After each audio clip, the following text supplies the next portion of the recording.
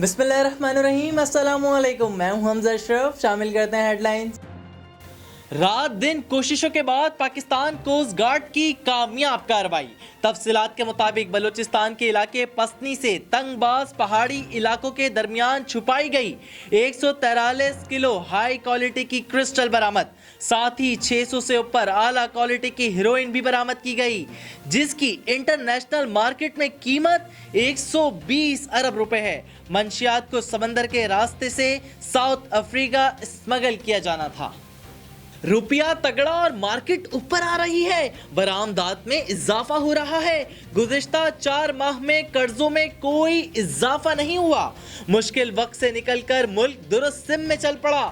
وزیر اعظم عمران خان کا نیا پاکستان سرٹیفکیٹ کی تقریب سے خطاب، کہا کرونا کی وجہ سے سپلائی لائن بری طرح متاثر ہوئی، چینی کی قیمت مافیا نے مل کر بڑھائی، آئندہ ایسا نہیں ہوگا، چینی اور گندم کی قیمتوں میں اضافہ نہیں کرنے دیں گے۔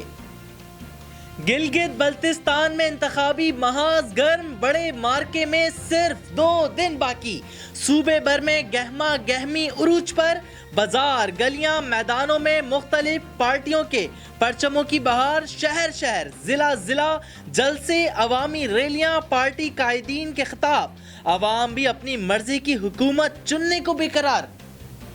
فوج سے بات ہو سکتی ہے مگر چھپ کر نہیں، آئینی حدود کی یاد دلاتے ہوئے مریم نواز نے منتخب حکومت کو گھر بھیجنے کی شرط عائد کر دی۔ بی بی سی کو انٹرویو میں کہا اسٹیبلشمنٹ نے قریبی لوگوں سے رابطے کیے ہیں، براہ راست کوئی بات نہیں ہوئی۔